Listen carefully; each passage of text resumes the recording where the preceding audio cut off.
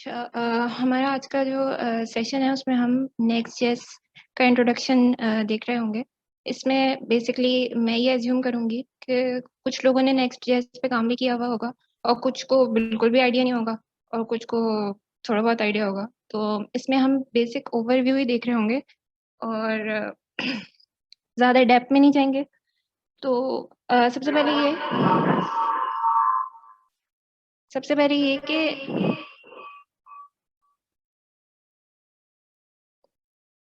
Next JS basically है क्या।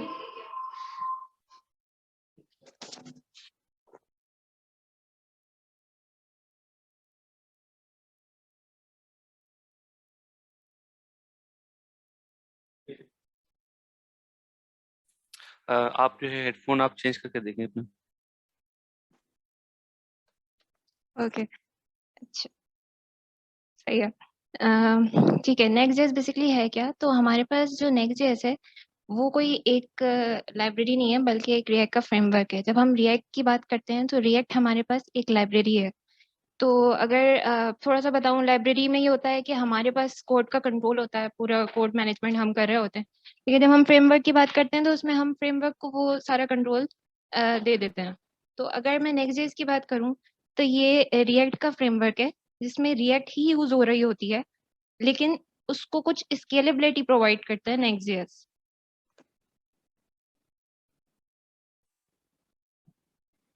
अच्छा, तो अब इसके अंदर क्या है कि ये हमें क्यों जरूरत पेश आ रही है नेक्स्ट जेएस की, जबकि हमारे पास रिएक्ट है।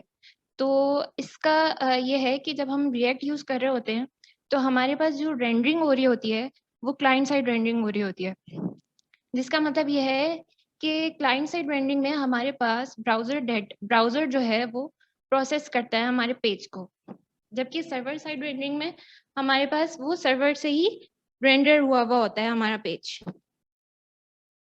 तो बेसिकली जब हम नेक्स्ट जेएस की बात करते हैं तो हम इसमें ये एज्यूम कर रहे होते हैं कि वो हमें रिएक्ट में ही रहते हुए एक ऐसी फ्लेक्सिबिलिटी प्रोवाइड करेगा कि जिसमें हम सर्वर साइड रेंडरिंग भी देख सकेंगे। तो अगर मैं नेक्स्ट जेएस की बात करूं तो इसमें हमारे पास काफ़ी अप्रोचेज हैं, यानी इस तरह की मल्टीपल अप्रोचेज हैं कि हम क्लाइंट साइड रेंडरिंग भी कर सकते हैं, इसमें सर्वर साइड रेंडरिंग भी कर सकते हैं और कोई हाइब्रिड अप्रोच भी यूज़ कर सकते हैं। अगर मैं हाइब्रिड अप्रोच की बात करूं तो इसमें यह है कि जैसे फॉर एग्जांपल मेरे पास कोई ऐसी साइट है जिसके अंदर मैं ये चाहती हूँ कि कुछ डेटा मेरे पास क्लाइंट साइड से आए और कुछ डेटा जो है वो मेरे पास सर्वर साइड से आए। जैसे फॉर एग्जांपल अगर मेरे पास मार्केटिंग पेज है और उस पेज के अंदर मैं ये चाहती हूँ कि जो होम पेज है मेरा वो सर्वर साइड से जो है वो आ रहा हो, तो मैं ऐसा कर सकती हूँ कि वहाँ पे सर्वर साइड यूज़ कर सकती हूँ। कुछ ऐसा जैसे फॉर एग्जांपल मोस्टली हमारे पास होम पेज तो ऐसा नहीं होता, होम पेज हमारे पास स्टैटिक ही होता है मोस्टली। तो अगर कुछ ऐसा है कि मेरे पास कोई ऐसी चीज़ है जिसमें न्यूज़ फीड वगैरह है, जैसे कि फेसबुक वगैरह में होती है, तो अब उसके अंदर मुझे जो है वो रन टाइम पे रिस्पॉन्स चाहिए, ऑन रिक्वेस्ट ऑन डिमांड मुझे जो है वो अपना रिस्पॉन्स चाहिए। तो उसके लिए सर्वर साइड रेंडरिंग। तो अब हमारे पास दोनों चीज़ें, अगर मैं ये बात करूं कि हम एक ही साइड में मल्टीपल पेजेस पे हम कुछ भी यूज़ कर सकते हैं, कहीं हम क्लाइंट साइड कहीं सर्वर साइड और कहीं दोनों का मिक्सड एंड मैच। अब अगर मैं हमारे पास डेटा फैचिंग स्ट्रेटजीज हैं, उसके अंदर हम server side rendering, static generation और इंक्रीमेंटल स्टैटिक जनरेशन यूज़ कर सकते हैं। ठीक है, अच्छा अब इसको थोड़ा सा आगे हम जो है और थोड़ा एलैबोरेट करके डिस्कस करेंगे। इसमें अगर मैं प्री रेंडरिंग की बात करूं तो प्री रेंडरिंग बेसिकली क्या होती है कि हमारे पास एक पेज है जो कि लोड हो गया है वाया HTML। अब जब वो लोड हो गया है तो उसमें कुछ ऐसी चीजें हैं जो हमें HTML के साथ तो नहीं मिली, लेकिन हमें उससे जो है वो बाद में लोड करवाना है।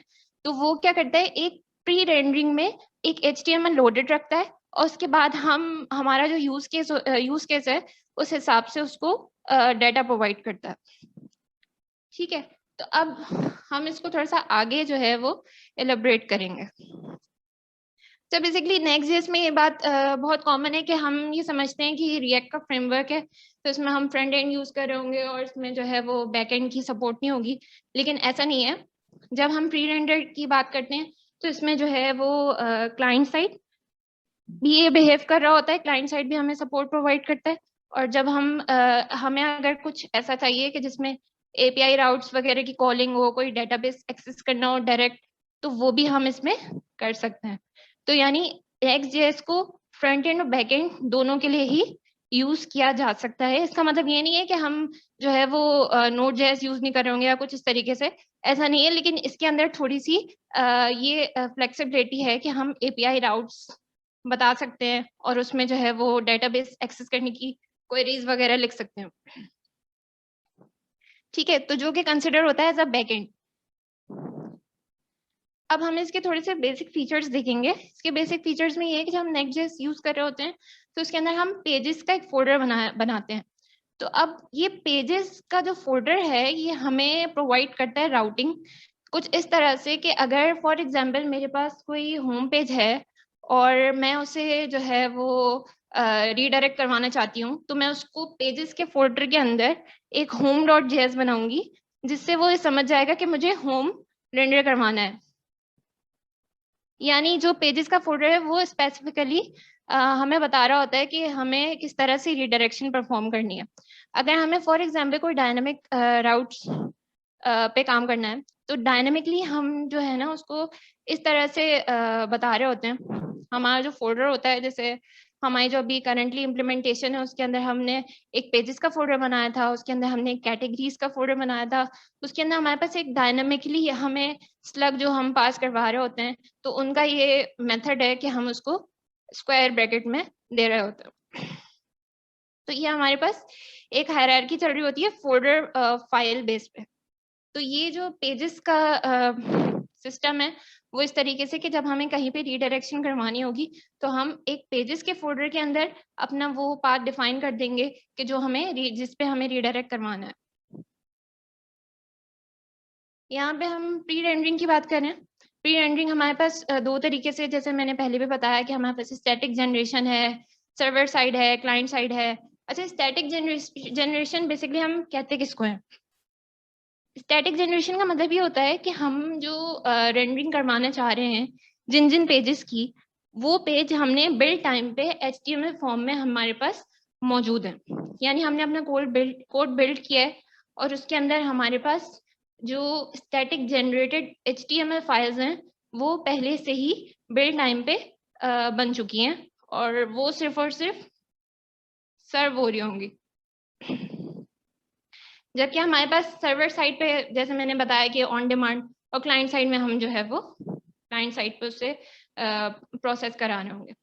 अच्छा, डेटा फैचिंग स्ट्रेटजीज, जैसे कि मैंने पहले कहा था कि हम थोड़ा सा आगे एलेबरेट कर रहे होंगे, तो हमारे पास मल्टीपल डेटा फैचिंग स्ट्रेटजीज हैं जो कि हमारे एप्लीकेशन के यूज केसेस के मुताबिक, यूज केसेस के रेस्पेक्ट से हम उसे यूज कर सकते हैं।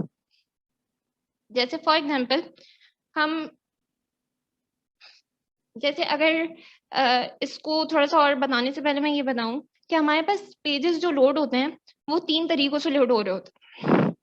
एक तो तरीका ये होता है कि हम जो है वो हमारे पास पहले से ही कोई मौजूद HTML है, वो हमने लोड करवा दिया।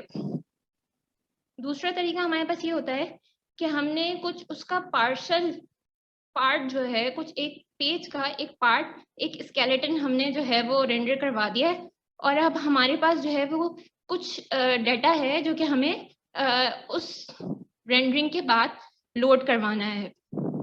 ये है दूसरा तरीका। यानी हम ये कह सकते हैं कि पहला तरीका ये था कि जिसमें पेज लोड ही नहीं हुआ था, हम इंतजार कर रहे थे। दूसरा तरीका ये था कि कोई पार्शली लोड हुआ था, उसके अंदर हमने डेटा का वेट किया है। थर्ड ये होता है कि हमारे पास प्रॉपर जनरेटेड पेज हो जो कि हम सर्व कर रहे हो। तो अब यहाँ पे जो डेटा फैचिंग स्ट्रेटजीज हैं, तो उसमें अगर मैं गेट स्टैटिक प्रॉप्स की बात करूँ तो उसके अंदर अगर मुझे ऐसी कोई जनरेशन करवानी है जिसके अंदर डेटा नहीं है, मेरे पास डेटा यानी मुझे लोड नहीं करवाना, बल्कि वो जो है वो HTML उसकी बनी हुई है।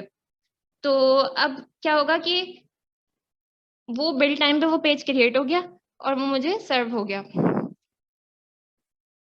अब गेट स्टैटिक प्रॉप्स हम उस वक्त यूज कर रहे होंगे कि जब हमारे पास पेज तो मौजूद होगा, लेकिन हमें डेटा जो है वो बाद में लोड करवाना है। तो उस सूरत में क्या होगा कि हम गेट स्टैटिक प्रॉप्स का फंक्शन यूज कर रहे होंगे, जिसमें जो है वो हम डेटा बाद में लोड करवा रहे होंगे। अब फॉर एग्जांपल हमारे पास कोई ऐसा पेज है जो है वो हमें पहले से ही उसका मालूम है कि उसमें जो है वो कोई ऐसी चीज़ नहीं है कि जिसमें हमें बाद में डाटा लोड करवाना पड़े, तो हमने उसको बिल्ड टाइम पे क्रिएट करके रख लिया और वो हमारे पास रेंडर हो गया। लेकिन हमारे पास ऐसा है कि जो है हमें कुछ डाटा जो है वो बाद में लोड करवाना है, तो हमने उसके लिए गेट स्टैटिक प्रॉप्स का एक फंक्शन यूज किया कि अब इस पेज की कुछ डाटा डिपेंडेंसीज हैं, ठीक है। तो हम ऐसा भी कर सकते हैं कि गेट स्टैटिक प्रॉप से हमने जो हमारा डाटा रिक्वायर्ड था वो हमने लोड करवाया और उसके बाद हमने उसको कैश करवा लिया। जैसे हमारे पास CDN वगैरह यूज होते हैं, तो अब हमने गेट स्टैटिक प्रॉप से जो हमारा रिस्पॉन्स जनरेट हो रहा था, हमारे पास वो जो है वो कैश भी हो सकता है। अच्छा, अगर मैं बात करूं इंक्रीमेंटल स्टैटिक रीजनरेशन की, तो ये कुछ ऐसी रीजनरेशन है कि जैसे फॉर एग्जांपल मैं ये चाहती हूँ कि मेरे पास डाटा तो लोड हो, लेकिन जो है वो कुछ टाइम बाद वो देखे कि कुछ अपडेशन हुई है पेज में, या जो है वो कुछ पेज अपडेट हुआ है, तो वो जाके उसको रीजनरेट कर दे।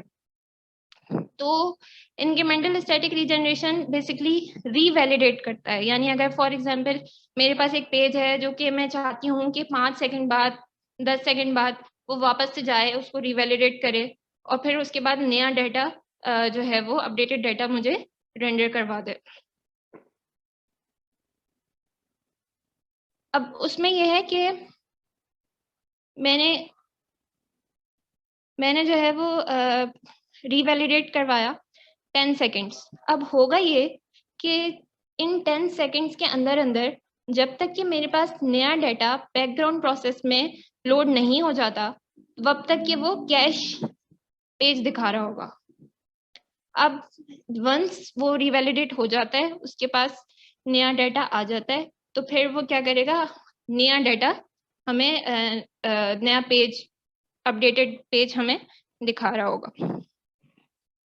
जो हमारे पास गेट स्टैटिक पाथ है, वो बेसिकली ये है कि हमारे पास कुछ ऐसी प्री डिफाइंड पाथ्स हैं जो कि हमें पता है कि जो है उससे ये वाले पाथ्स हैं जो कि जनरेट होंगे। तो हमने क्या किया कि उसके अंदर जो है उसके अंदर हमें पहले से ही पाथ जो है वो डिफाइन करके बता दिए गेट स्टैटिक पाथ में, कि जैसे मैंने फॉर एग्जांपल स्लग की एग्जांपल दी थी। अब मुझे पता है कि स्लग में क्या क्या आने वाले हैं, तो मैंने एक ऐसा मेथड चलाया जिसके अंदर मैंने वो सारे स्लग पहले से ही लोड करवा लिए। अब क्या होगा कि वो गेट स्टैटिक पाथ में वो पाथ्स पहले से ही जनरेट हो जाएंगे। अब उन पाथ्स को जब भी मैं एक्सेस कर रही होंगी तो वो मुझे वेरी क्विक रिस्पॉन्स दिखा रहा होगा। अगर मैं बात करूं गेट सर्वर साइड प्रॉप्स की, तो उसमें ये होगा कि हमारे पास जो ऑन डिमांड, ऑन रिक्वेस्ट जो भी हमें डाटा चाहिए होगा, वो हम जैसे फॉर एग्जांपल यूजर का डैशबोर्ड है और उस डैशबोर्ड पे यूजर स्पेसिफिक डाटा आना है, तो हम क्या करेंगे, हम get server side props use करेंगे, क्योंकि हमें नहीं पता कि कौन सा यूजर आने वाला है। तो हमने क्या किया कि get server side props use करते हुए हमने उसमें वो आईडी या कुछ भी इस तरीके से उसे पास करवा दिया। तो यानी बेसिकली हमारे पास ये मल्टीपल डाटा फैचिंग स्ट्रेटजीज हैं। जैसे कि हम जो है चाह रहे हैं कि हमारे पास पूरा पेज जो है वो प्री लोड हो, पहले से हमें उसमें कुछ ना करना पड़े, और जैसे कि हमारे पास पाथ्स प्री डिफाइन हो, और जैसे कि हमारे पास कुछ डिफाइन हो और कुछ ना डिफाइन हो, तो हम उसके लिए गेट स्टैटिक प्रॉप्स में कुछ डाटा रिस्पॉन्स जो है वो हम लेकर आ रहे हैं। अगर हमने जो है रिस्पॉन्स गेट स्टैटिक प्रॉप्स में रखा है, तो वो एज अ जब हम बिल्ड बनाएंगे तो वो हमारे पास एक जेसन फाइल क्रिएट कर देगा जिसके अंदर वो पूरा जो है वो रिस्पॉन्स उसके अंदर मौजूद होगा। तो ये डिफरेंट डाटा फेचिंग स्ट्रेटेजीज हैं। अब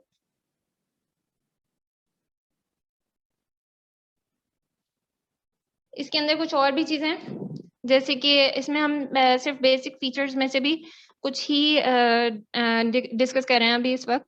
तो अगर मैं बात करूं बिल्ट इन CSS सपोर्ट की, तो हमारे पास कुछ ऐसा है कि हम जो है वो इसके अंदर एक ग्लोबल स्टाइल शीट बता सकते हैं app.js में, पेजेस के फोल्डर के अंदर ही हम जो है वो app.js में बता सकते हैं कि उसका रेफरेंस दे सकते हैं, उसको इम्पोर्ट करवा सकते हैं कि ये ग्लोबल स्टाइल शीट है। Component level CSS for example हमारे पास अगर कोई बटन है या कोई इस तरीके का कंपोनेंट है, तो हम उसकी CSS जो है वो कंपोनेंट्स के फोल्डर में जो है for example button dot module dot CSS करके हम, यानी कंपोनेंट लेवल CSS है, यानी अगर हमारे पास कोई ऐसा कंपोनेंट है जो कि रीयूज हो रहा है जगह जगह पर, तो हम उसको कंपोनेंट लेवल CSS कह रहे हैं।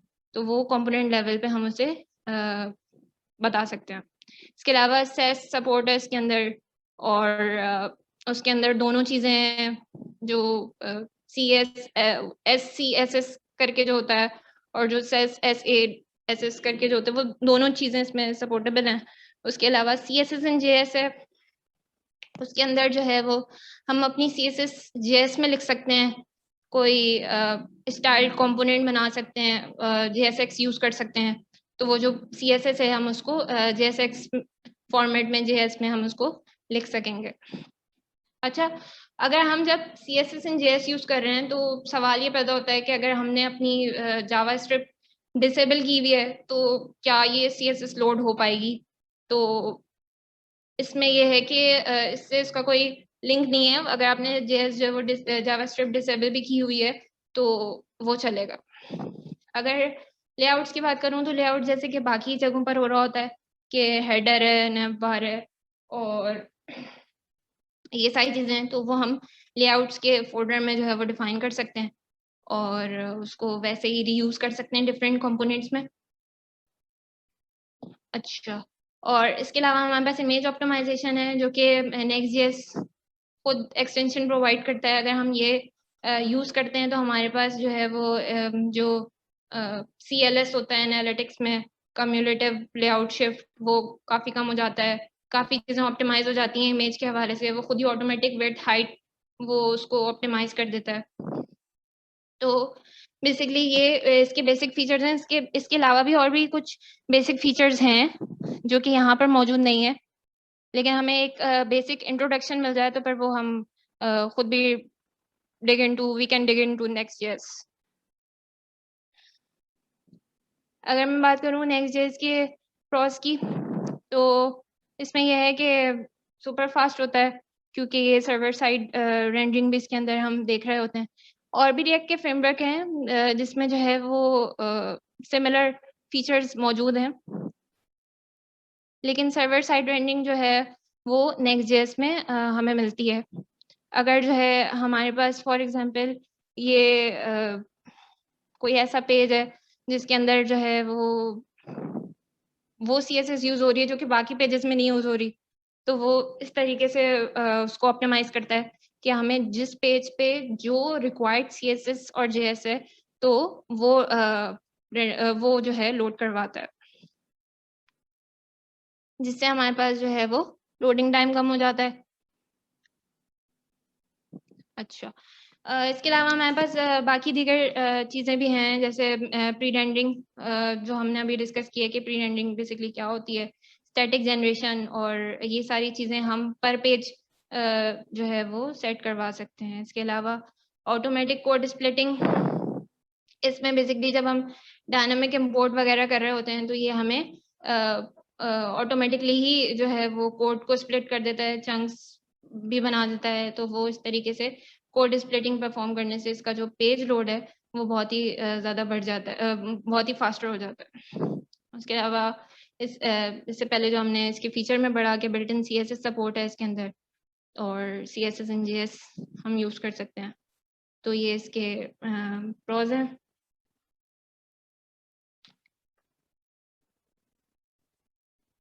इसको जो है वो काफ़ी सारे, जैसे फॉर एग्जांपल नेटफ्लिक्स और उबर वगैरह जो है वो नेक्स्ट.जेएस को यूज़ कर रहे हैं, और दोनों तरीके से कर रहे हैं। यानी हाँ, जैसे फॉर एग्जांपल जितनी भी हमने डाटा फेचिंग स्ट्रेटजीज यूज़ की हैं, तो उनकी वजह से ही बेसिकली इसको जो है वो यूज़ किया जा रहा है। अगर इसके डिसएडवांटेज की बात करें तो ये है कि इसमें स्टेट मैनेजमेंट जो है वो नहीं है। तो स्टेट मैनेजमेंट के लिए हमें कुछ रिडक्स, मोबेक्स इस टाइप से कुछ यूज़ करना पड़ेगा इसके साथ, जिससे जो है वो हम स्टेट मैनेजमेंट कर सकेंगे। जैसे मैंने बताया कि पेजेस का जो हमारे पास फ़ोल्डर है, उसके अंदर हम रीडायरेक्शन कर रहे होंगे। तो ये जो है इसका एक ड्रॉबैक है। जैसे फॉर एग्ज़ाम्पल मैं कहीं और राउट्स अपने नहीं बना सकती। मैं अगर नेक्स्ट.जेएस को यूज़ कर रही हूँ, तो मुझे इसी तरीके से, इसी हायरार्की में चलना पड़ेगा कि मैं पेजेस का एक फ़ोल्डर बनाऊँगी। उसके अंदर अपनी जो है वो होम, अबाउट अस और जो भी मुझे पेजेस बनाने हैं, वो मैं उसी पेजेस की ही फ़ोल्डर में बना रही होंगी।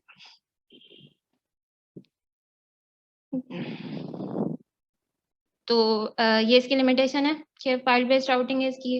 अगर जो है वो हमें इससे हट के कोई राउटिंग करनी है फाइल बेस्ड से, तो वो जो है हमें फिर नोड.जेएस को यूज़ करना होगा। एक बेसिक सा एनवायरनमेंट है कि अगर आपको कोई नेक्स्ट.जेएस क्रिएट करना है प्रोजेक्ट, तो उसके लिए npm क्रिएट नेक्स्ट ऐप या फिर npx जो है, तो वो आप उससे क्रिएट कर सकते हैं अपना प्रोजेक्ट। इसमें कुछ ऐसा फोल्डर स्ट्रक्चर बन रहा होता है, जिसमें जो है वो हमारे पास डॉट नेक्स्ट का फोल्डर बनता है। ये उस वक्त बनता है कि जब हम बिल्ड बना देते हैं। तो जब बिल्ड बना लेते हैं, तो उसके अंदर वो इस तरीके से चीज़ें सेट कर रहा होता है कि हमें जो भी कैश में चाहिए, जो स्टैटिक चाहिए, तो वो इस हिसाब से ये पूरा फोल्डर जनरेट कर देता है। हम अगर रन करना चाह रहे हैं डेवलपमेंट एनवायरनमेंट में, तो वो हमारे पास npm run dev की कमांड होती है। ये एक सैंपल है कि जब हम जनरेट कर रहे होते हैं, बिल्ड बना रहे होते हैं, तो हमारे पास बेसिकली वो पूरी जो है वो पिक्चर आ जाती है कि हम अपनी जो प्रोजेक्ट है उसके अंदर कैसे क्या यूज़ कर रहे हैं। जैसे अगर मैं यहाँ पर देखूँ, तो उस बिल्ड में ही मेरे पास मौजूद है कि जो है वो सर्वर साइड रेंडरिंग यूज़ हो रही है। तो ये जो लैम्डा साइन है वो सर्वर साइड को रिप्रेजेंट कर रहा है। यहाँ पर मैंने सर्वर साइड रेंडरिंग यूज़ की हुई है। यहाँ पर स्टैटिक साइड जनरेशन की हुई है इसको, जिसका इंक्रीमेंटल स्टैटिक रीजनरेशन, यानी इसको रीवैलिडेट करने का मैंने 1 सेकंड बताया हुआ है यहाँ पर। उसके अलावा अगर फॉर एग्जांपल जो मैं स्लग वाली बात कर रही थी, तो वो इस तरीके से बिल्ड टाइम पे मुझे जनरेट करके दे रहा है। यानी जो मैंने गेट स्टैटिक पाथ की बात की थी, तो मुझे ये पता था कि स्लग जो है वो मेरे पास ये जनरेट होना है। तो मैंने क्या किया, उसको गेट स्टैटिक पाथ में रख दिया, और वो मेरे पास बिल्ड जब क्रिएट कर रहा है, तो उसने उसको स्टैटिक साइट जनरेशन में उसको बिल्ड करके रख लिया। तो इससे हमारे पास जो लोडिंग होगी वो फास्टर होगी। तो ये एक पिक्चर है जिसके अंदर वो हमें वो सारी चीज़ें नज़र आ रही हैं कि ये किस तरीके से ऑप्टिमाइज़ वे में जो है वो पूरा प्रोसेस हो रहा है। नेक्स्ट.जेएस किस तरीके से उसको बिल्ड टाइम पे फास्टर बना रहा है। तो बेसिकली नेक्स्ट.जेएस का जो फ़ायदा है वो यही है कि जो है वो एसईओ फ्रेंडली होता है। एसईओ फ्रेंडली इसी वजह से होता है क्योंकि इसकी जो परफॉर्मेंस है, ऑप्टिमाइज़ेशन है, और जो इसकी लोडिंग है, वो इतनी फास्टर है कि ये एसईओ में जो है वो हेल्पफुल होता है। जैसे मैंने कहा कि रिएक्ट के और भी फ्रेमवर्क्स हैं, जिसमें जो है वो गेट्स भी है और नेक्स्ट.जेएस है।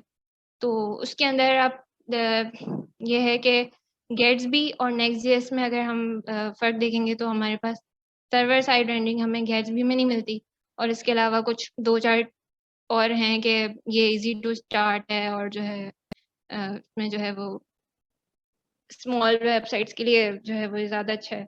तो ये इसका एक थोड़ा-सा कंपैरेटिव एनालिसिस था रिएक्ट के दूसरे फ्रेमवर्क से। अगर मैं नेक्स्ट.जेएस के लेटेस्ट 12 वर्ज़न की बात करूँ, तो इसके अंदर एक बहुत बड़ा जो रोल है, वो रस्ट कंपाइलर का है, जो कि रस्ट में ही लिखा हुआ है। जो हमारी जो कंपाइलेशन है, जो हमारी जो ऑप्टिमाइजेशन है, वो 7 टाइम्स फास्टर है। तो इसने इसको जो है वो और भी ज़्यादा जो है वो ऑप्टिमाइज़ कर दिया है, क्विक कर दिया है। तो इसके अलावा मिडलवेयर्स की सपोर्ट है, जिसके अंदर वो हमें अगर कोई हेडर ऐड करना है या कुछ इस तरीके की मिडलवेयर में जो हम मोस्टली परफॉर्म कर रहे होते हैं, जो भी मिडलवेयर्स यूज़ कर रहे होते हैं, वो हम कर सकेंगे इसके अंदर। रिएक्ट 18 की सपोर्ट है और जो है ES6 मॉड्यूल्स की सपोर्ट है। तो ये जो है ये लेटेस्ट वर्जन Next.js का 12 जो है वो और भी ज़्यादा जो है वो ऑप्टिमाइज्ड और फास्टर है।